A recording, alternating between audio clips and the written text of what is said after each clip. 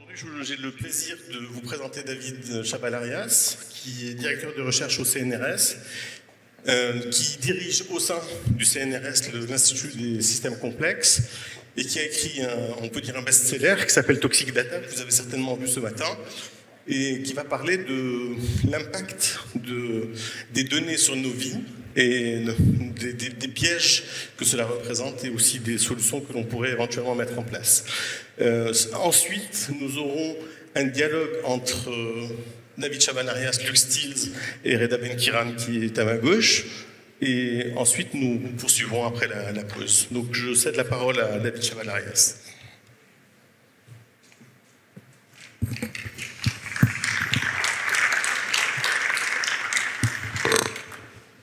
Bonjour, je tiens tout d'abord à remercier pour cette invitation exceptionnelle tout le comité d'organisation, notamment Sarah Tazi qui m'a contacté. Donc je vais vous parler de certains aspects que je développe dans le livre et aussi de recherches que l'on mène à l'Institut des systèmes complexes de Paris-Île-de-France, donc autour de ce livre qui s'appelle Toxic Data. Donc, évidemment, je vais en parler d'une partie, puisque sinon, si ça tenait en heure, je n'aurais pas écrit un livre. Et je vais commencer juste par un petit sondage. Quels sont ceux d'entre vous qui, dans la semaine passée, n'ont utilisé aucun de ces services? Personne. Une. Donc vous êtes quand même concernés, mais en tout cas tous les autres, vous êtes encore plus concernés. On va parler de ce que ça peut nous faire en termes de société. Notamment, on va essayer de comprendre comment on peut passer de cet état-là, qui est le jour 1 de la présidence de Trump, à cet état-là, qui est le jour 1448 de la présidence de Trump. Et dans cette transition, donc entre ces différents états, on va voir que les réseaux sociaux portent a priori une part de responsabilité importante.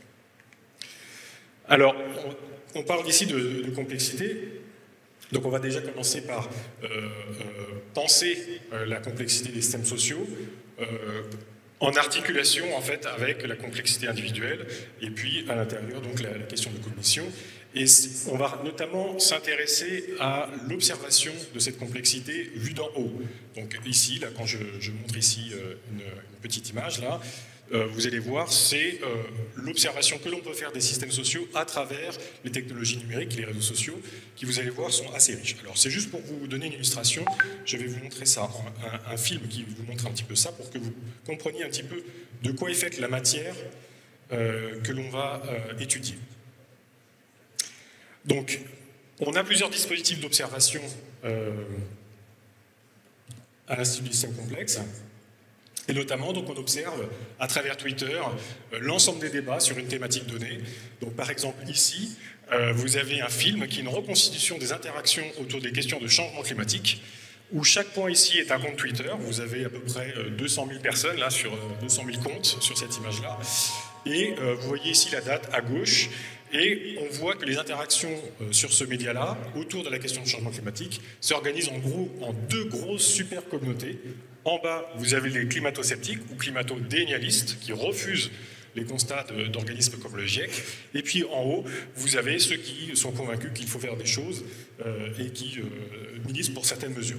Et on voit ici, vous voyez vraiment, ça c'est le système social vu d'en haut, dans toute sa complexité, avec à l'intérieur de chaque grand groupe, on peut observer des modules qui vont en fait être les groupes qui sont les groupes géographiques, par exemple Australie, Amérique, etc., ou militants, par exemple autour de Greta Thunberg.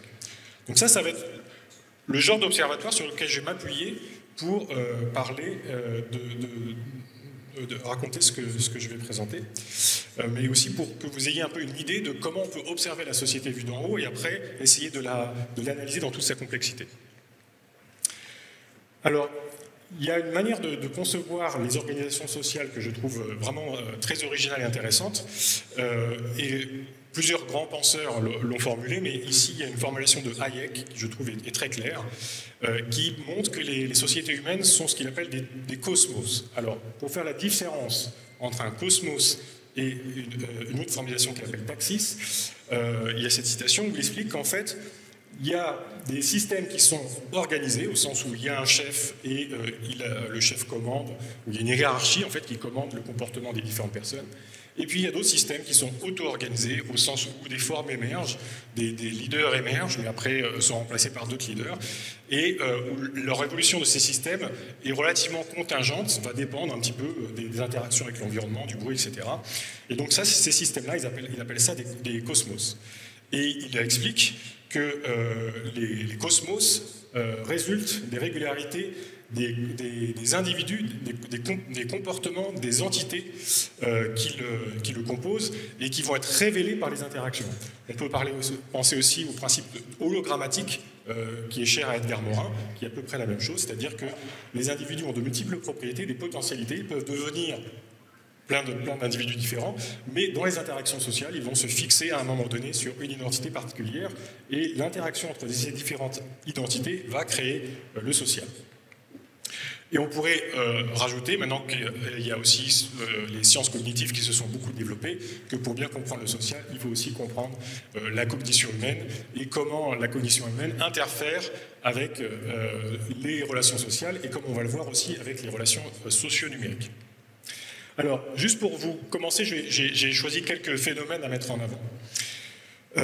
La première notion, c'est la notion de téléonomie, c'est-à-dire l'idée qu'un système peut avoir un but ou un but apparent.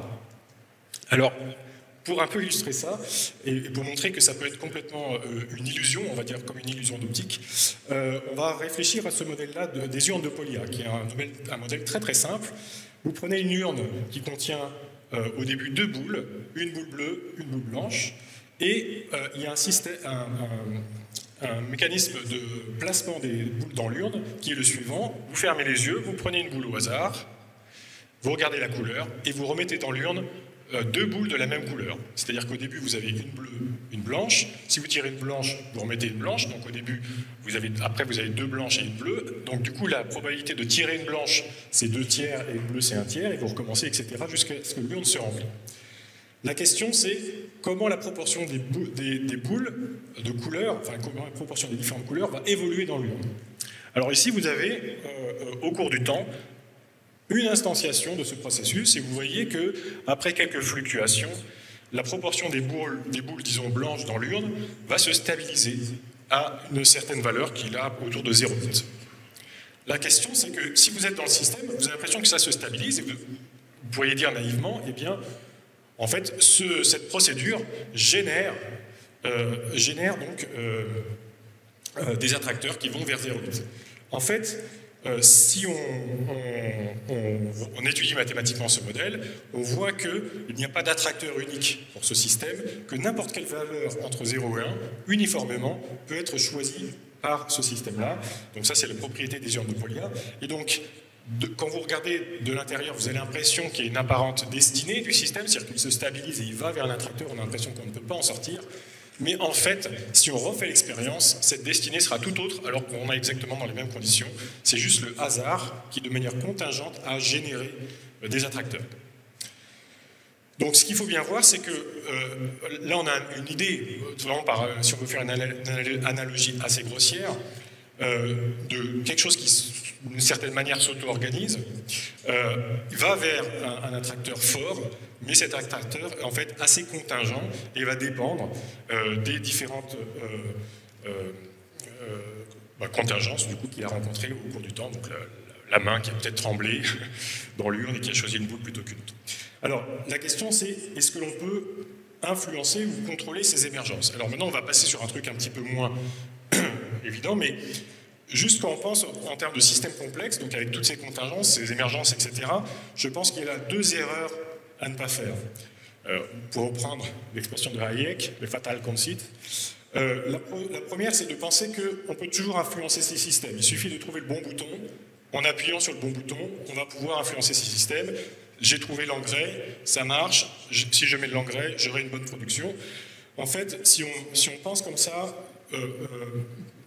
plus ou moins rapidement, eh bien, vous avez des effets qui vont se manifester à des échelles de temps différentes que vous n'aurez pas anticipées, et vous avez épuisé vos sols, vos récoltes ne vont plus bien marcher, ou par exemple vous avez utilisé trop d'antibiotiques et vous avez de la résistance aux antibiotiques, etc. Donc il n'y a jamais de bouton comme ça magique. Mais la deuxième erreur serait de penser qu'on ne peut pas du tout agir sur ce genre de système, en disant ils sont trop complexes, il vaut mieux laisser faire la nature, comme par exemple la main invisible de Smith, dont on parle dans l'autre session. Et pour ceux qui croient ça, donc je les enjoins à ne plus se vacciner, puisque le vaccin, c'est typiquement une action sur un système complexe qui interagit avec ce système complexe pour qu'il apprenne à mieux réagir dans le futur. Donc en fait, on voit bien que les bonnes actions face au système complexe vont être un peu entre les deux, entre le technosolutionnisme, l'idée qu'on puisse appuyer sur un bouton, et le fait de dire non, on ne peut rien faire, vous nous laissez faire. Alors maintenant, on va essayer de comprendre l'émergence de téléonomie dans les systèmes sociaux, et on va s'intéresser notamment à une expérience qui, je trouve, très enrichissante, pour montrer en fait en quoi la dépendance au chemin est forte et importante de prendre en compte quand on réfléchit aux dynamiques sociales. Alors cette expérience, quelle est-elle? Donc c'est Salganik et ses collègues qui ont publié ça dans Science, et ils essayaient de comprendre en fait comment apparaissaient les hits musicaux, les tubes musicaux. Est-ce que le succès d'une chanson dépend de sa valeur intrinsèque, ou est-ce qu'elle dépend d'une dynamique sociale, ou des deux? Alors ils ont fait une expérience assez intéressante qui consiste à avoir un site internet où les gens pouvaient aller sur une page, et là ils avaient une liste de 10 chansons inconnues qu'ils pouvaient choisir d'écouter, et après les avoir écoutées, ils pouvaient choisir de les télécharger ou pas si les chansons leur avaient plu. Et ils avaient différentes conditions expérimentales. Dans l'une, les chansons étaient présentées complètement aléatoirement, sans aucune autre indication, et dans l'autre, les chansons étaient présentées avec à côté le nombre de téléchargements qu'il y avait eu jusqu'à maintenant, et parfois même triées en fonction de ce nombre de téléchargements. Ce qui veut dire que dans un cas, l'internaute arrivait sur une page où il n'y avait aucune information sociale, et dans l'autre cas, ils arrivaient sur une page où il y avait déjà les traces de ce qui s'était passé avant, c'est-à-dire le nombre de téléchargements des autres utilisateurs. Et la question, c'est est-ce que donc ils ont répété avec des cohortes de 10 000 personnes plusieurs fois cette expérience, en se posant la question, est-ce que le succès d'une chanson particulière parmi ces 10 dépend de l'expérience, ou au contraire est un peu universel au sens où il y a une valeur intrinsèque? Ce qu'ils ont montré, c'est qu'en fait, il y a une certaine imprédictabilité sur la question de quelle chanson va émerger, et que cette imprédictabilité dépend du niveau d'influence sociale qu'on met dans l'expérience. C'est-à-dire que si vous ne mettez aucune marque d'influence sociale, eh bien, grosso modo, ça va être plus ou moins les mêmes chansons qui vont arriver en tête au bout de 10 000 visites. Maintenant, si au contraire, à chaque fois vous réinitialisez l'expérience en mettant tous les compteurs à zéro, et que à chaque fois que quelqu'un télécharge, vous indiquez le nombre de téléchargements, alors ce que l'on voit, c'est que c'est de plus en plus difficile de prédire quel sera le succès de chaque chanson. Et voici leurs résultats synthétisés. Donc ils disent que leurs résultats suggèrent que l'influence sociale a une importance primordiale, mais assez contre-intuitive sur ces marchés culturels. C'est que dans un sens, plus les participants ont des informations sur les décisions des autres participants, donc plus ils peuvent s'influencer mutuellement en fait dans leurs décisions, plus le consensus sur quelle est la bonne chanson, quelle est la chanson la plus intéressante semblera fort, c'est-à-dire que la meilleure chanson sera téléchargée de nombreuses fois comparée aux autres chansons. Mais d'un autre côté, plus l'information sociale est forte, plus d'une expérience à l'autre, ce sont des chansons différentes qui vont faire le hit. Donc on a une imprédictabilité a priori de quelle chanson va être téléchargée, mais une fois que le processus est enclenché, eh bien, celle qui gagne à la fin de l'expérience, on a l'impression qu'elle devait gagner parce qu'elle est bien plus téléchargée que toutes les autres. Il y a une deuxième partie de cette expérience, c'est que des chercheurs ont pris exactement les mêmes données, donc ils ont repris les données de téléchargement de ces chansons, des expériences sur 10 000 personnes à chaque fois. Et ce qu'ils ont montré, c'est que si vous vous placez du point de vue extérieur, c'est-à-dire du point de vue de la personne qui a les données de téléchargement, eh bien là, la perspective est complètement différente. C'est-à-dire que plus vous avez d'informations sociales dans le système, plus vous pouvez prédire avec précision quelle sera la chanson qui va gagner en fonction d'une petite partie de l'historique. Ça veut dire que la deuxième conclusion avec cette deuxième expérience, c'est qu'en gros, plus l'influence sociale est forte, plus il est possible de prédire où va le système avec une petite partie de l'observation des acteurs. Donc on a deux choses. La première, c'est que plus il y a d'influence sociale, plus le système est imprédictible au sens où on ne sait pas quels sont les attracteurs de ce système, et plus les modes de ce système sont forts. Mais d'un autre côté, si vous êtes à l'extérieur et que vous regardez le système, vous avez les données, eh bien, vous êtes mieux capable de prédire où va le système une fois que la mécanique est enclenchée. A priori, vous ne pouvez pas, comme tout le monde. Mais une fois que la mécanique est enclenchée, une petite partie de l'historique peut vous permettre de mieux prédire où va le système. Donc, ce qui est intéressant, c'est qu'en fait, donc ça c'est 2006 et 2010. En fait, ça c'est exactement ce qu'on appelle la conjecture de von Förster. Von Förster a fait une conjecture en 1976 ou 71 qui dit exactement ça quasiment mot pour mot, alors que les chercheurs dont je viens de vous parler ne connaissaient pas von Förster. Et d'une certaine manière, c'est une validation empirique de cette conjecture. Ce que dit von Förster, c'est que quand vous avez un système social avec des gens qui sont liés les uns aux autres par des influences sociales, ça peut être des influences sociales d'interaction directe ou indirecte, par exemple les rankings, les notes que l'on met sur des hôtels, sur des restaurants, sur des pages Wikipédia. Donc plus les gens sont liés entre eux, il appelle ça la rigidité, mais en gros on peut le penser comme la corrélation entre ou l'anticorrélation entre le comportement d'un individu et le comportement d'un autre individu. Donc ce qu'il dit, c'est que plus les interactions sont triviales, donc corrélées, plus par définition le comportement de quelques-uns, l'observation du comportement de quelques-uns apporte des informations sur le comportement de la totalité.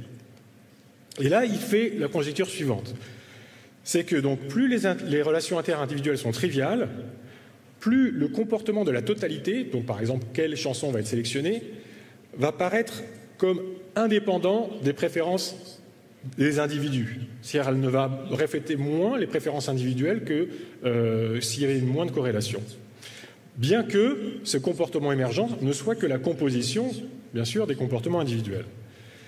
Et ce qu'il disait, c'est ce qu'on vient de dire tout à l'heure, c'est que par ailleurs, pour un observateur extérieur au système, bien sûr, celui qui observe toutes les interactions, eh bien, a la capacité de mieux prédire le comportement du système à mesure qu'on renforce la corrélation entre ces éléments.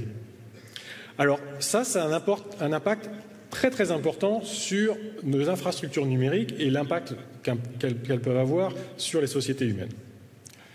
Donc juste pour dire que cette conjecture a été prouvée en 91. Donc 91, vous voyez, c'était le début d'Internet, c'était 15 ans avant les réseaux sociaux. Donc en fait, là, ce que j'ai commencé par vous montrer en fait une expérience qui valide un théorème mathématique sur les systèmes sociaux qui avait été formulé 15 ans avant, qui a été proposé par Jean-Pierre Dupuy, qui lui était à cette conférence où était intervenu von Förster et qui après l'a transformé en théorème.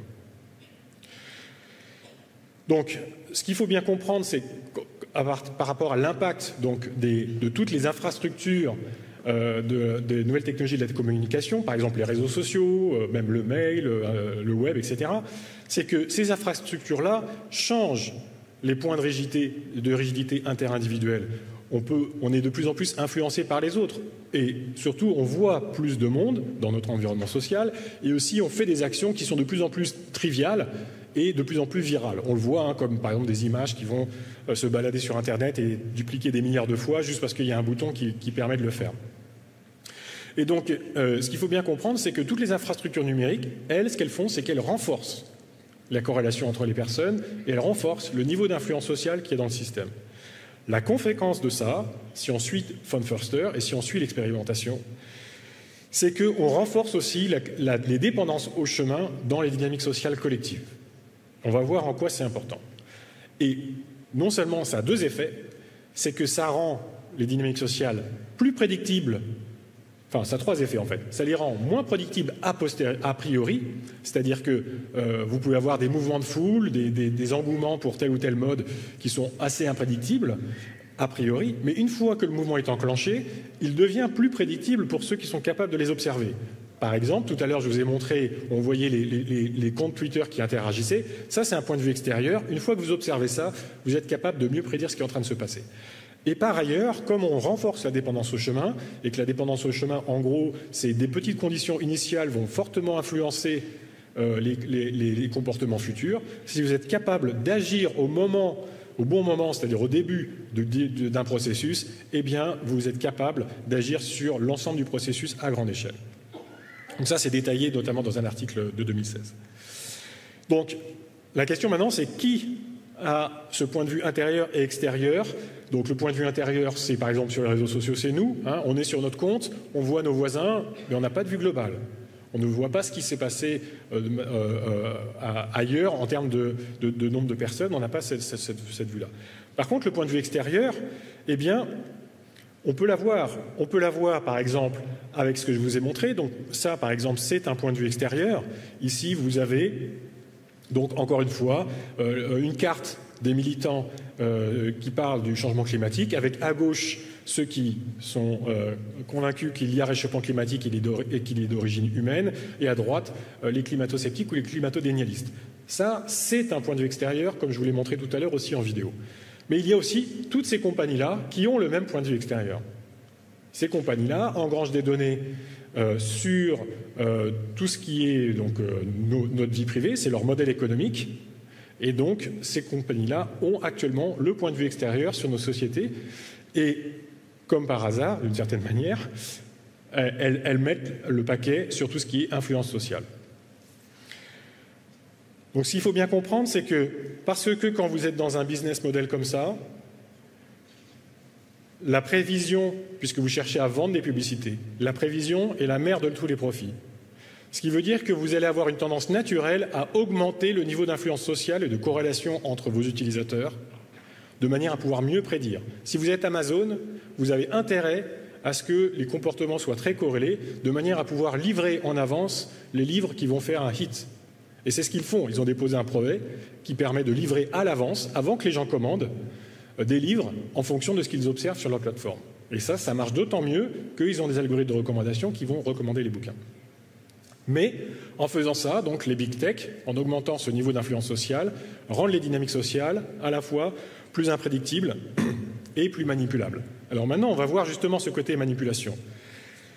Mais de manière générale, ce qu'il faut bien voir, c'est qu'on a beaucoup parlé du capitalisme de surveillance de Shoshana Zuboff, donc l'idée que ces grandes compagnies tirent profit des données qu'on leur livre pour nous vendre des choses et mieux nous vendre des choses, mieux contrôler en fait nos mouvements.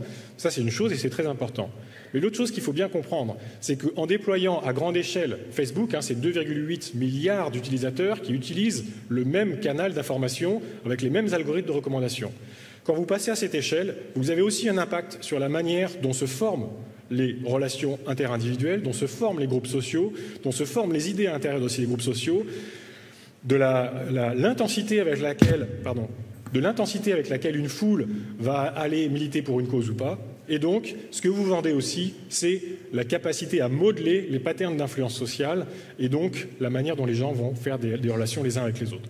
Et ça, c'est vraiment très important à comprendre. D'un côté, il y a la puissance des données, mais de l'autre côté, il y a aussi la puissance, la capacité à organiser les groupes sociaux. Et on va voir qu'en fait, le problème, a priori, on ne va pas faire de procès d'intention aux big tech, et leur but est principalement commercial, quoique on a bien vu que, par exemple, Elon Musk avec Twitter, maintenant, utilise vraiment la puissance de Twitter à des fins politiques. Mais maintenant, on va voir des acteurs qui utilisent ce genre d'environnement contre soit des fins économiques, soit des fins politiques, soit des fins géopolitiques, et qui savent exactement à quel moment il faut intervenir. Alors, la nouvelle donne d'Internet, c'est évidemment que quand vous êtes en ligne, si vous êtes un chien, personne ne le sait. Si vous êtes un robot, personne ne le sait. Si vous êtes une intelligence artificielle, personne ne le sait et personne ne le saura de moins en moins. Et donc ça ouvre la voie à ce qu'on appelle l'astroturfing. Donc l'astroturfing, c'est quoi? C'est la capacité de créer l'illusion qu'une foule adhère à une idée ou une cause en démultipliant la présence de cette idée sur les réseaux sociaux ou hors ligne. Mais maintenant, avec les réseaux sociaux, c'est encore plus facile. Donc démultiplier, ça veut dire quoi? Ça veut dire que vous allez payer des gens qui vont être payés pour poster, pour liker, pour faire des commentaires, ou vous allez déployer des robots qui vont aller en ligne et faire se multiplier eux-mêmes 24 heures sur 24. Alors ça a apparu très tôt, la question d'astroturfing. Par exemple, dès 2011, l'État américain a fait un appel d'offres public où il appelait des compagnies à candidater pour la construction de systèmes informatiques qui seraient capables de piloter ce qu'on appelle des sock puppets ou des personas, c'est-à-dire qu'une seule personne pourrait piloter 100, 200 profils différents sur Internet, donc des personae sur Internet. Et une personae, c'est quoi? C'est en gros une identité qui a un compte Twitter, un compte Facebook, qui poste des choses sur YouTube, qui a un visage et qui peut faire ça de manière cohérente en mettant sur Facebook des commentaires sur son voyage en Inde, sur Instagram des photos de son voyage en Inde, mais tout ça c'est faux. Vous voyez, c'est compliqué de gérer une persona comme ça, parce qu'il faut être cohérent à travers plusieurs réseaux sociaux. Ça, c'était le but de cet appel d'offres en 2011, de quand même 3 millions de dollars quasiment. Maintenant, c'est vraiment la réalité, c'est le quotidien de tous les jours. Encore, jusqu'à il y a 7 semaines, est sortie cette histoire de Story Killers. Donc, c'est des journalistes qui reprennent les enquêtes abandonnées parce qu'un journaliste a été assassiné de ce fait. Donc, ils l'amènent jusqu'au bout. Et ils ont montré que maintenant, il y avait toute une galaxie de compagnies qui proposaient, contre argent sonnant et trébuchant, d'influencer les réseaux sociaux, d'influencer les médias, notamment en faisant de l'astroturfing. Et par exemple, cette officine-là a été, une de ces officines israéliennes, a été à la manœuvre lors de l'élection au Niger, pour essayer de changer l'élection. Mais en fait, maintenant, c'est le quotidien. Ils donnent même des prix. Si vous voulez reporter la date d'une élection, c'est 15 millions d'euros. Pour 15 millions d'euros, ils déploient des robots en ligne qui vont créer du mécontentement et qui vont créer du dissensus pour, in fine, essayer de reporter une élection. Il y a des acteurs qui l'utilisent en termes géopolitiques. Ici, vous avez Vladimir Poutine qui a rassemblé donc, tous les membres de son Conseil de sécurité début 2016, officiellement, pour parler des problèmes de Moldavie. En fait, il y a une fuite de documents qui est sortie l'été 2021, donc, où il y a un compte-rendu de cette discussion, que l'on voit là, qui est évidemment écrit là en russe. Et si on regarde ce compte-rendu de discussion, il s'agissait de réfléchir à comment se coordonner pour faire déstabiliser les États-Unis en faisant gagner Donald Trump. Donc ça, c'était début 2016, janvier 2016. L'élection a eu lieu en novembre 2016. Et tout ce qui est écrit dans ce rapport s'est passé exactement comme c'était prévu. Alors, peut-être que ce sont des faux. Il faut toujours faire attention quand on a ce genre de fuite. Mais il se trouve que ça s'est passé exactement comme ça a été prévu. C'est-à-dire qu'ils expliquaient qu'il fallait influencer le système politique et les valeurs aux États-Unis de manière à... Ils parlent de moduler le discours social politique de manière à ce que le futur président élu soit Donald Trump. Et pourquoi Donald Trump?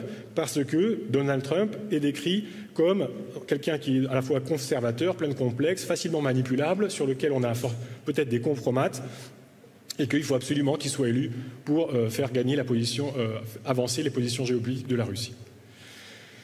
Dans ce contexte-là, et on sait que la Russie, par ailleurs, donc, le Kremlin plus précisément, donc, a développé l'agence de recherche Internet, donc, qui est une agence d'influence en ligne avec des centaines de personnes qui sont capables de se déployer sur le terrain numérique. Ce n'est certainement pas la seule agence gouvernementale de ce type-là, mais apparemment ils sont maîtres en la matière. Alors, dans ce contexte-là, on a l'intelligence artificielle qui arrive, et je vais terminer juste sur cette ouverture-là. Donc, dans ce contexte-là, vous avez l'intelligence artificielle. Qu'est-ce que l'on peut dire sur l'intelligence artificielle? Alors, je lis juste cette citation. Donc, le système autonome, comme par exemple la reconnaissance faciale, la reconnaissance du langage, la traduction automatique, la génération de texte, va devenir bientôt ubiquitaire dans le monde physique. Et que toutes ces choses-là, en fait, vont reposer sur des données publiques. ChatGPT a été construit à partir des données du web, de même que Bing, etc. On utilise ces grands corpus de données. Et ce que dit cette citation, c'est que le danger, c'est que des acteurs nuisibles ou mal intentionnés vont utiliser ces mêmes données en fait, pour construire des IA qui vont générer ce genre de comportement, donc d'astroturfing, d'attaque, et que notamment tout le phishing, donc le piratage d'aujourd'hui, va servir notamment à préparer les attaques de propagande du Kremlin de demain. Cette citation, elle vient de ChatGPT. C'est ChatGPT qui l'a générée et c'était que le 2. Maintenant, on est au 3,5. Hein. Mais en tout cas, ce qu'il faut bien comprendre, c'est que dans ces nouvelles technologies, l'IA va apporter énormément de belles choses, de choses très importantes, mais aussi elle va permettre d'inonder les réseaux sociaux de textes écrits dans le style de.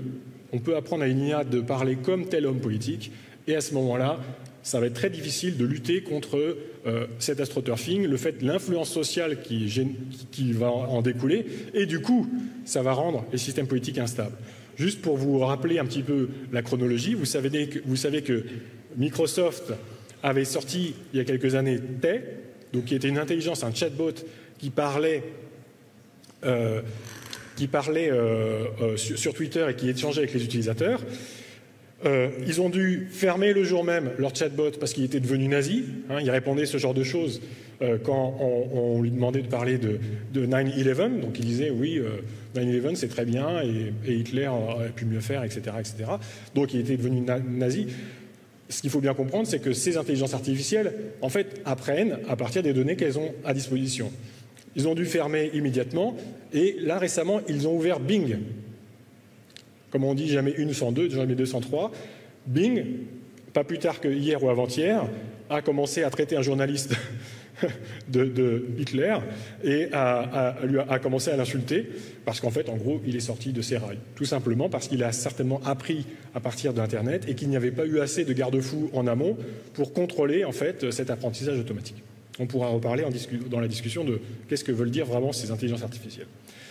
Donc juste pour finir, ce qu'il faut bien comprendre, c'est que maintenant, avec des moyens synthétiques, on peut créer des faux profils de personnes, on peut créer de fausses images, de manière d'ailleurs de plus en plus réaliste.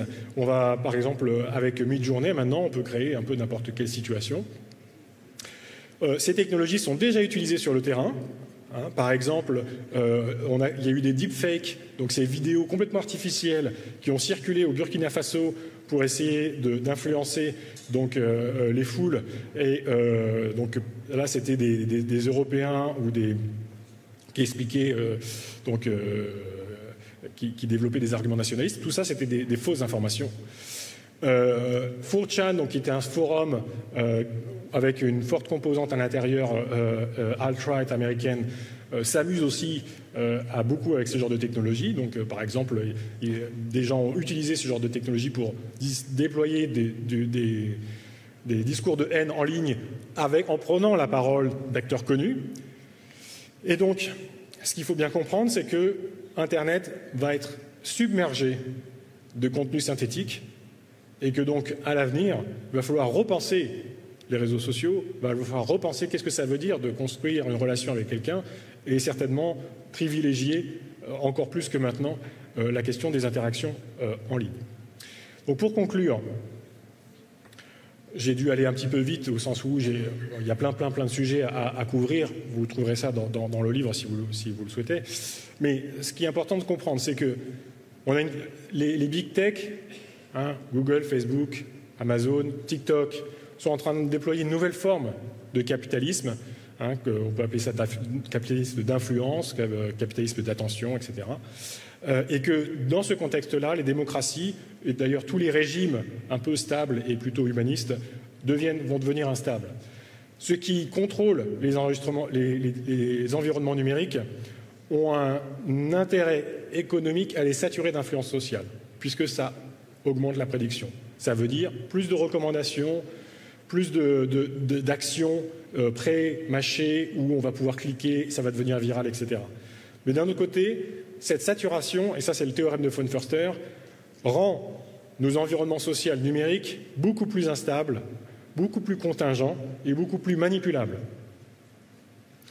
Ce qui fait que des acteurs extérieurs, qu'ils soient économiques, politiques ou géopolitiques, ont de plus en plus de facilité à manipuler ces environnements avec notamment les techniques d'IA dont je vous ai parlé, en démultipliant une présence et en faisant croire à l'adhésion d'une foule à une cause.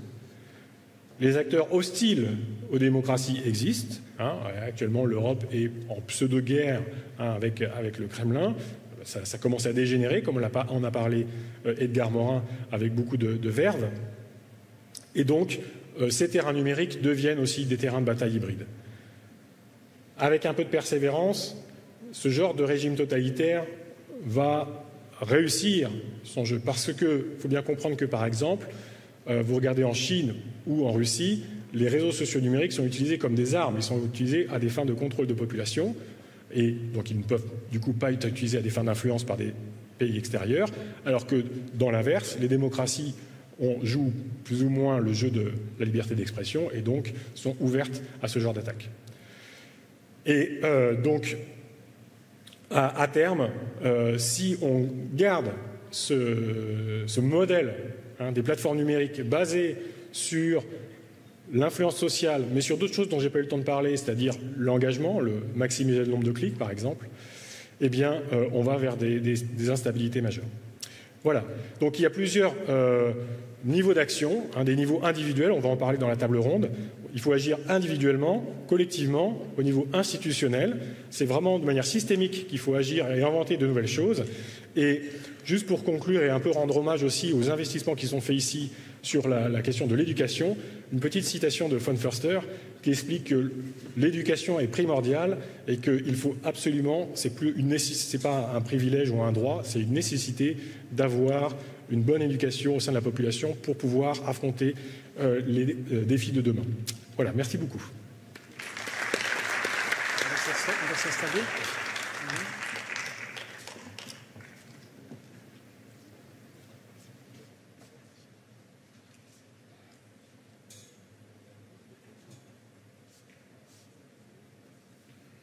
C'est bon les micros là? Allô, allô? Oui. Donc merci beaucoup David Chavalarias. Nous avons, grâce à cet exposé, pu voir que cette notion de complexité qui a l'air très très liée aux sciences dures, ça a des retombées concrètes immédiates sur nos vies et ça parle à tout le monde. Donc c'est une très bonne illustration aussi du fait que la complexité a deux versants. Qu'elle peut être aussi une promesse, mais qu'elle peut aussi avoir des interférences destructives. Alors, dans un premier temps, j'aimerais avoir l'avis et comment Luke Stills, qui est un des penseurs majeurs de l'intelligence artificielle et de la robotique, il est le disciple de Marvin Minsky notamment, il a travaillé des dizaines d'années sur ces questions. Comment il reçoit l'exposé de David Chavalarias du point de vue de l'intelligence artificielle notamment.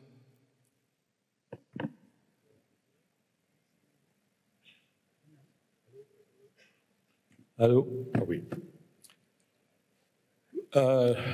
D'abord, merci David pour cette exposition vraiment brillante.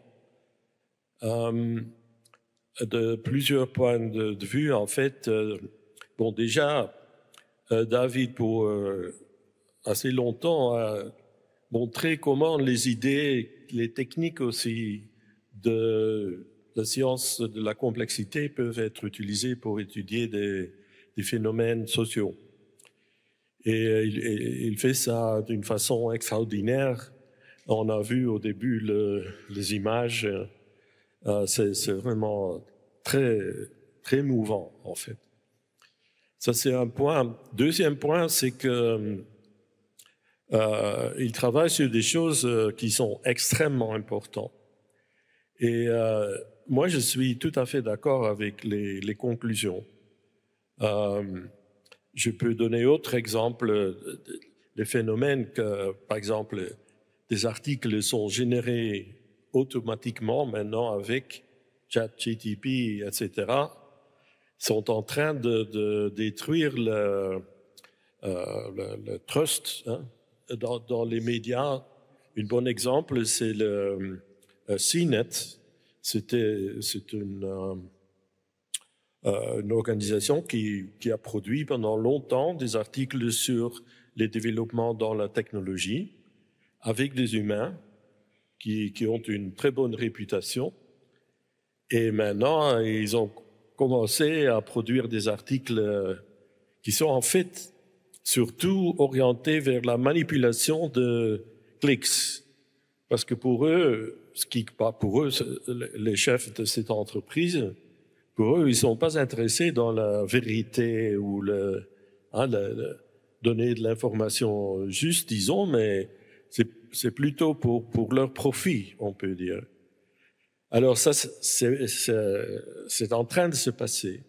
Et en plus, tous les activités de manipulation que vous avez décrites. Alors c'est une situation, je pense qu'on voit maintenant clairement. Et la question que je pose, c'est surtout, qu'est-ce qu'on peut faire? Bon, il y a déjà une idée que vous avez lancée là, c'est les relations humaines directes, offline. Ça devient plus important parce que comme ça, on sait quand même, ah oui, je parle avec Reda maintenant, et il est là, je le vois, je peux le toucher. Ça donne une vérité à notre interaction. Ça, c'est déjà un point, mais il y a quand même peut-être une deuxième chose, c'est que ces médias qui sont pris en main quelque part par des gens avec des intentions plus, disons, plus acceptables.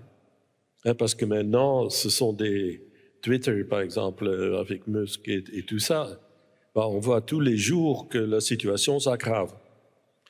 Et est-ce que, je ne sais pas si vous voyez des solutions, mais moi, en tout cas, je pense qu'il faut des initiatives pour la création des médias qui sont protégés, dans un sens. Ça veut dire la valeur de ces médias, et c'est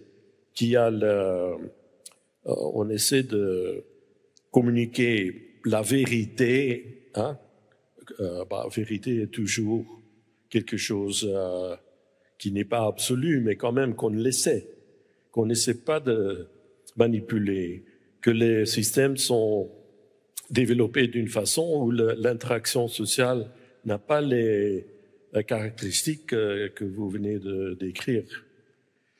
Mais bon, pour ça, il faut qu'il y ait des initiatives qui sont prises pour créer des alternatives aux médias qu'on a maintenant. Mais je pense, votre discours est vraiment hitting the nail on the head. Voilà, ça c'est ma réaction. Je pense aussi qu'il faut entendre du public des réactions à ces idées. Merci Luc. Mais avant d'élargir le débat avec le public, j'avais une ou deux commentaires parce que vous avez évoqué les solutions, comment réagir. Moi, ce qui me frappe dans cet exposé, c'est comment les sciences de la complexité, qui étaient une promesse d'en finir avec la science du contrôle et de la manipulation, peuvent être instrumentalisées pour créer encore plus de contrôle et de manipulation. Et c'est ça aussi que je trouve assez une forme de perversion de l'usage de ces sciences non linéaires à des fins justement encore plus déterministes et qui peuvent, même si, comme vous l'avez évoqué, l'imprédictibilité à long terme est mise en évidence. Mais le fait aussi que les informations fausses, la divulgation de fausses théories, les récits conspirationnistes et d'autres, qui ne sont pas des discours de vérité, mais en fait qui sont des discours opposés, enfin des discours d'opposition, comment cette information circule 10 fois plus vite qu'une information sourcée, une information construite, cohérente. Donc cette écologie-là, quels sont les outils qui peuvent nous permettre d'affronter cette situation et d'essayer de la corriger? Oui, alors, merci pour vos remarques à tous les deux. Alors effectivement, là, j'ai centré mon exposé sur ce qui, dans le livre, correspond au chapitre 14. Il y en a 13 avant pour expliquer plein d'autres choses, mais notamment pourquoi, comment, en fait, avec juste quelques centaines ou milliers de comptes qui peuvent être artificiels, vous arrivez à influencer tout un système. Et en fait, il faut bien comprendre que c'est l'architecture même de ces espaces numériques, parce qu'ils sont basés sur l'optimisation du clic, l'engagement, qui permet de démultiplier l'action de quelques-uns quand ils savent bien se coordonner de la même manière, notamment, par exemple, manipuler les algorithmes de recommandation. Il y a une autre chose aussi dont je parle, c'est quelque chose que tous les humains nous avons, ce qui s'appelle le biais de négativité, c'est-à-dire que quand vous avez deux informations que vous voyez passer et qu'il y en a une qui est un peu anxiogène, vous avez tendance à aller cliquer sur celle qui est anxiogène pour essayer de comprendre qu'est-ce qui vous menace. Donc ça, c'est quelque chose qu'on a partout, offline, en ligne et hors ligne. Mais en ligne, comme vous êtes dans des environnements qui apprennent et qui cherchent à vous resservir des informations qui sont le plus à même de recevoir des clics, eh bien, vous avez ce biais de négativité est transformé en un biais de négativité algorithmique, c'est-à-dire que c'est la plateforme elle-même qui va amplifier le taux de contenu toxique anxiogène. Et donc ça mène notamment à ce que vous mentionnez, c'est-à-dire que les contenus les plus toxiques vont plus loin, se diffusent de manière plus rapide, etc. Mais c'est pas une propriété, on va dire, naturelle de ces. On pourrait très bien construire des environnements numériques qui n'ont pas cette propriété-là. C'est juste que cette propriété découle d'une optimisation économique du clic. Et on en vient à la remarque de Luc et ce dont je parlais aussi tout à l'heure, c'est que donc à la fin du livre, on pourra continuer à en reparler, mais en gros, il y a 18 grandes directions pour un peu sortir de cela, qui sont des choses, des mesures à prendre au niveau individuel, au niveau collectif et au niveau institutionnel. Mais au niveau collectif, par exemple, on peut se demander pourquoi il n'y a pas d'espace informationnel qui soit des biens publics. On a des routes qui sont publiques, on a un espace aérien qui est réglementé.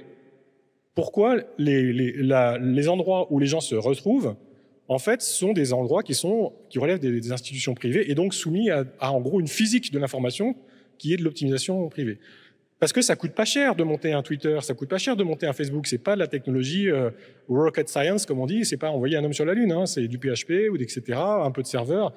C'est un peu de compétences, mais c'est pas cher. Hein. Donc, on peut se demander pourquoi on se soumet les différents pays. Hein, à ces environnements où du jour au lendemain, quelqu'un peut racheter et changer toutes les règles, alors qu'on pourrait très bien utiliser cette technologie pour faire plus de liens sociaux. La deuxième chose dont je peux parler, qui est encore une des 18, après je repasse la parole, c'est au niveau institutionnel. On sait que, donc, par exemple, il y a beaucoup de systèmes de vote qui sont manipulables à part l'astroturfing. C'est-à-dire que, par exemple, je prends l'exemple de la France, on a un système de vote uninominal à 2 tours. C'est-à-dire qu'au premier tour, pour l'élection présidentielle, vous avez 15 candidats en liste, on n'en retient que 2, et qui vont passer avec, typiquement, entre 15 et 25% des voix. Hein. Les gens font rarement plus de 25% au premier tour de l'élection présidentielle. Donc au deuxième tour, il ne vous reste plus que 2 personnes qui ont été plébiscitées par 25% de la population, mais qui peuvent très bien être rejetées par 75%. Sauf qu'après, il va falloir choisir entre les deux, il n'y a pas d'autre choix. Et là, choisir entre les deux, on va choisir en fait le moins pire. De plus en plus, on choisit le moins pire. Et manipuler le moins pire dans la conscience des gens, c'est très facile. Avec les réseaux sociaux, il suffit d'expliquer que machin a fait ci et ça, etc. Et vous descendez son estime dans la population, et donc les gens vont voter pour ceux d'en face. Donc on a des systèmes de vote qui sont pas du tout adaptés à ce genre d'environnement. On a des systèmes de vote aussi, on peut du coup élire des gens qui sont rejetés par 75% de la population. C'est-à-dire que le principe démocratique qui dirait que si quelque chose est rejeté par la majorité, ça ne doit pas être mis en œuvre, celui-là est violé. Or, il existe un système de vote qui a été inventé, notamment par Michel Balinsky et Rida Laraki. Rida Laraki, donc, qui est marocain, qui va travailler aussi ici, qui s'appelle le jugement majoritaire, et dont on montre, ça a été inventé il n'y a pas longtemps, hein, en 2006, on montre que c'est le moins manipulable de tous les votes et qui l'évite beaucoup de choses qui rendent ces systèmes de vote faillibles. Il suffirait de changer ce système de vote pour qu'une partie des effets néfastes qu'on vient de décrire soient considérablement atténués. Ils ne vont pas totalement disparaître, mais ils vont être atténués. Donc vous voyez, il y a plein de pistes, mais il faut une volonté politique, une volonté collective pour s'extraire en fait du piège dans lequel on est tombé et de la dépendance au chemin. J'ai beaucoup parlé de dépendance au chemin. Par exemple, on a tous des claviers AZERTY ou QWERTY, alors qu'on sait que c'est sous-optimal. Ce sont des claviers qui ont été inventés à l'époque des machines à écrire pour éviter qu'on tape trop vite, pour éviter que les marteaux se mélangent. Hein. Maintenant qu'on a des ordinateurs, il n'y a plus de marteau, on pourrait taper aussi vite, mais on reste avec AZERTY, QWERTY, parce que tout le monde a appris, tous les claviers sont comme ça, etc. Quand est-ce qu'on sortira de ça? On ne sait pas, mais c'est pas très grave, c'est que du clavier. Mais là, on est dans un dépendant ce chemin, on est rentré dans des systèmes institutionnels, on est rentré dans des systèmes sociaux, des réseaux sociaux qui sont vraiment sous-optimaux en termes d'organisation sociale. Il faut vraiment qu'on se mette tous ensemble pour sortir de cette impasse et aller dans le chemin d'à côté qui, à mon avis, avec les mêmes technologies, peut être beaucoup plus productif et beaucoup plus sain, d'ailleurs, pour à la fois le collectif et l'individu. Il y a quand même des développements qui sont intéressants, surtout autour le projet de Mastodonte. Tout à fait. Et là, en fait, c'est une possibilité d'une communauté de créer leurs propres règles de communauté et d'implémenter ça. Et il y a des villes, par exemple Oslo, qui ont créé on peut dire le social medium, hein, le Twitter, pour Oslo. Ça veut dire il y a les intérêts de la commune dedans. C'est surtout ça. Est-ce que les intérêts de celui qui gère les serveurs et gère surtout les règles qui sont utilisées, est-ce que c'est le groupe qui a un intérêt ou est-ce que ce sont des groupes qui ont des intérêts extérieurs? Et je pense là, en fait, on est en train de faire un projet là-dessus qui s'appelle ValueAware AI, parce que le problème, c'est pas tout le monde peut avoir le temps de gérer un serveur communal comme ça, alors qu'il y a des outils à développer pour aider les gens à gérer. Et là, je pense que c'est peut-être une solution, mais qui implique qu'il y a beaucoup plus de gens qui commencent à apprendre comment utiliser ce genre de choses. Tout à fait. Tout à fait. Mastodon, c'est un très très bon exemple parce que c'est une technologie qui a été pensée sur la décentralisation. C'est très système complexe, hein, et complexité. C'est la décentralisation, l'autodétermination des règles locales avec une possibilité d'ouverture d'interconnexion. Et ça, c'est effectivement quelque chose où il faut plus investir. Mais là, je ne connaissais pas l'exemple d'Oslo, mais moi, je suis pour que des villes ou des pays développent leur serveur de cette manière-là. Il faut offrir aux citoyens des alternatives qui sortent en fait de ce qu'on connaît actuellement. Dans ce que vous dites, c'est qu'il ne s'agit pas de condamner les réseaux sociaux ou les données numériques, mais de dire qu'il y a des paradigmes dominants et destructeurs et qu'il faut explorer d'autres paradigmes, d'autres alternatives, des choses qui ne sont pas mainstream et qui ne sont pas dans cette logique de contrôle et de manipulation. Alors, ce qui serait très intéressant, c'est d'avoir aussi l'avis des étudiants, des jeunes qui utilisent massivement ces outils, qui sont des digital natives. Donc, si vous voulez poser vos questions ou proposer un commentaire, signalez-vous. Je pense qu'il y a un micro dans la salle. Si quelqu'un a une question, vous prendre la parole. On va laisser... Oui. Il y a un micro qui circule? Bien.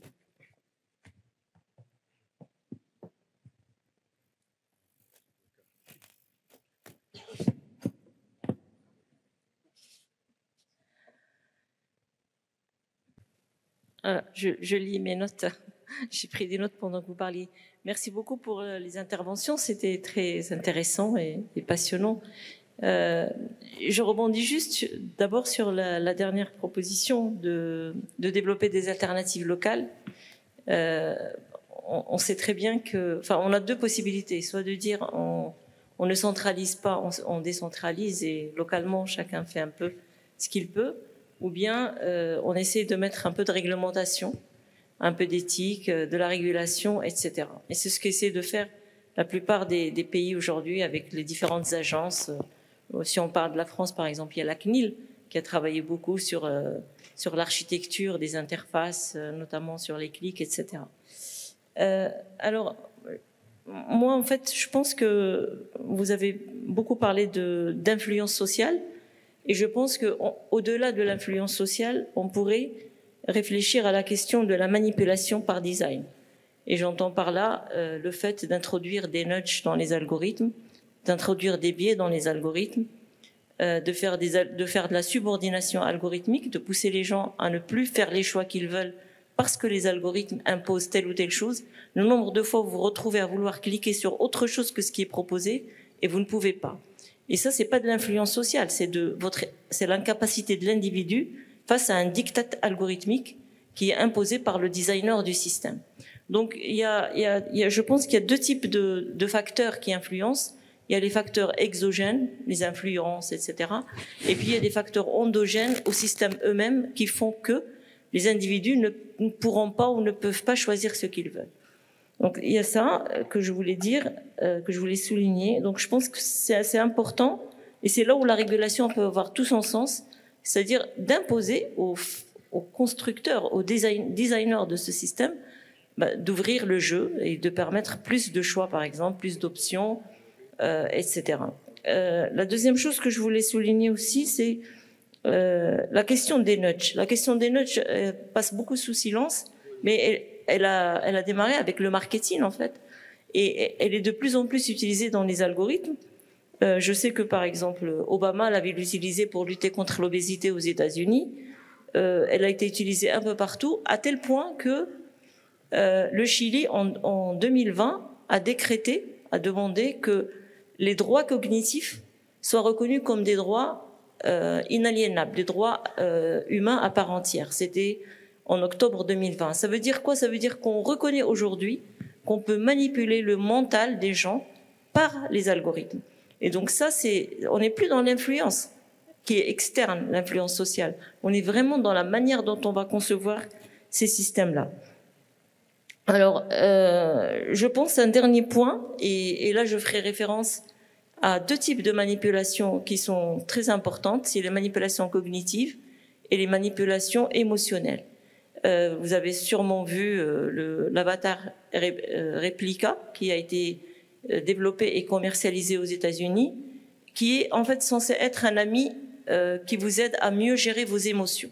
Donc vous téléchargez une application et vous interagissez avec l'avatar à toute heure de la nuit, il vous laisse jamais seul, etc., du jour comme de la nuit, et tout ça. Donc en fait, une des dernières choses qui sont arrivées par rapport à Replica, c'est que l'équivalent de la CNIL italienne, la CNIL, donc c'est en France, la CNDP au Maroc, et en Italie, je ne sais pas comment elle s'appelle, donc l'agence qui veille à la protection des données à caractère personnel, l'a interdit parce que les Italiens ont estimé que ce type d'avatar peut manipuler émotionnellement les jeunes et les personnes vulnérables. Donc ça, c'est juste un exemple de choses que j'ai voulu partager avec vous, parce que je pense qu'au-delà de l'exogène, il y a l'endogène, et c'est là où on peut aussi mettre un peu plus de régulation et de normes. Et je vous remercie. Merci, professeur Ahmed Sorochni. Une question ou d'autres? Vous voulez répondre? Allez-y, David. Pour réagir rapidement à cette intervention, je suis complètement d'accord avec tout ce que vous avez dit. Donc mais ça demanderait aussi de nombreux exposés très intéressants. Juste pour souligner que un des futurs possibles de l'Internet, etc., c'est les métavers. Les métavers, ça va être ce que vous avez dit, une puissance 100. C'est-à-dire qu'en gros, quand vous serez dans le métavers, la plateforme, si par exemple c'est Facebook, de manière centralisée, verra tout ce que vous voyez, aura vos pulses de cardiaque, etc., et pourra vous montrer ce qu'elle veut. Donc en fait, ce sera tout votre environnement, auditif, visuel, peut-être olfactif, tactile, qui sera contrôlé. Et là, le genre de manipulation dont vous parlez, ou par design, où vous changez la couleur d'un bouton, etc., pour forcer un comportement, ça sera fois 1000. Donc il faut vraiment faire attention quand ce genre de technologie est déployée de manière centralisée, à bien réfléchir où ça va et qui, du coup, va profiter. Et on peut même penser que les métavers, ils vont, du coup, capter des postures, puisqu'ils vont capter vos postures pour les retraduire dans le jeu. Ça va permettre d'entraîner des intelligences artificielles à mieux se comporter comme des humains au sens physique. Et du coup, on va avoir de plus en plus des robots qui seront encore mieux agiles dans la vraie vie, et nous, on sera de plus en plus dans la vie virtuelle. Donc il risque d'y avoir un croisement assez dangereux où le offline sera peuplé de plus en plus de robots de plus en plus humains, et le online de humains de moins en moins humains. de plus en plus robots. Merci. Il nous reste moins de 6 minutes pour conclure cette séance, mais nous reviendrons dans une prochaine séance mercredi sur le réseautage toxique avec Johan Boelen. Est-ce qu'il y a des questions parmi les étudiants dans la salle? Des réactions? Oui, je vois une main se lever. Voilà, si vous pouvez prendre le micro. Hello, can you hear me? Okay, so it's in English. I want to ask my question in English. Can I go ahead? Okay, so I really loved the whole presentation, and it was really an amazing one for me. But in your slide, I saw something that said that you were like, the future of communication is offline. So I was just asking myself how practical that is, because data is changing the world, and everything we do now is now like online. And so if you're saying that the future of communication is now like probably is more like offline, like one-on-one, how is that scalable? Because right now we are seeing that data is everywhere and it's changing what we do as humans. So how practical is it that the future of we, like, having to share information is offline? That's the first question. And secondly, I'm asking myself that since we are seeing that a lot of softwares now are creating false information, is there a way whereby we can probably tackle that? Because that looks to me like it's more scalable than saying that the future of communication or sharing is offline. Thank you. Yeah, a quick answer to these very nice questions. So to be more precise, the idea is not that the future is only offline, is that the future of online communication should be based on offline interactions. And this is possible, for example, and there is already some communities that are using this because, for example, the Debian communities is a decentralized open source communities where people, they interact only if they have first met. I mean, it's not only, but at some point, if you want to have a good position in these communities to be, for example, to be able to commit on the server or things like that, then you have to physically meet somebody else. You exchange your cryptographic keys, and from that moment, you know that the guy that you are exchanging online is a real person offline.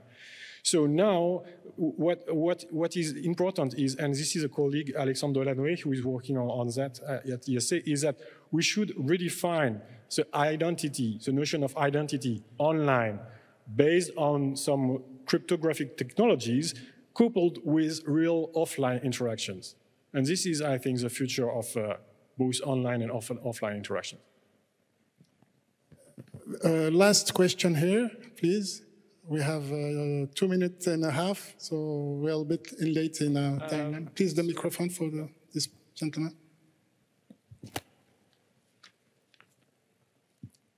Very rapidly, please. There will be another question on this side, and then we will conclude. I stay a few days. Hello. So thank you for this amazing presentation and conference and in sharing in this information. I have this quick question about the bias of the AI models that are implemented and developed. We have seen that a lot of AI models tend to, especially chat ones, tend to become biased in terms of culture, in terms of gender equality and stuff like that. That makes them sometimes offending and creating an unpleasant situation or experience for the user. How do you think that we can detoxify the data that is used to develop this AI model to make the experience a lot more unbiased? Yeah, very good question, and after Luc. Yes, so we have to be aware that the AI model like ChatGPT or etc., there is different category, but this category, they just reproduce the regularities of their training sets. So everything is in the training sets. So one of the challenge is how you define massive training sets that are controlled. But still, this kind of technology it won't produce necessarily truth. So this will be a long debate. But at least we can improve them by defining at large scale the training sets. And this is the kind of technology, for example, that we are developing at Complexity Institute. But yeah, now maybe look at another comment on that? Yeah, well, the technique that is now used is to add additional filters. Now, this is a kind of stopgap measure, right? But we have to be aware that those systems like ChatGPT and so on, they don't understand a thing about what is written. I mean, they just try to predict the next word based on statistical criteria. And so we cannot expect from them that, you know, these kinds of safeguards that you would like to have. And also, of course, there's millions or billions of texts that are used. Now, again, they're trying to have more curation so that the worst of the data is not being used for training the algorithms. But I mean, this is all, I would say, stopgap measures. We have to realize the limitations of the technology and then use it properly, because there are good things you can do with it. So use it properly for the things for which it can be used. And this is certainly not for like replacement of journalists or replacement of a judge. I mean, there's a case recently that the judge was using ChatGPT. So it's a matter of how we deal with these systems, but don't expect that this bias can be eliminated. Thank you, David Chaval-Arias. Thank you, Luc Stills. I'm sorry we have to conclude here temporarily, but David Chaval-Arias will stay the whole week with us, and Luc Stills will give also tomorrow morning a conference on AI. So please do not hesitate to chat with them during the break. You will have the time to discuss with them. Thank you very much, and we will have the next session in a few moments. Thank you very much.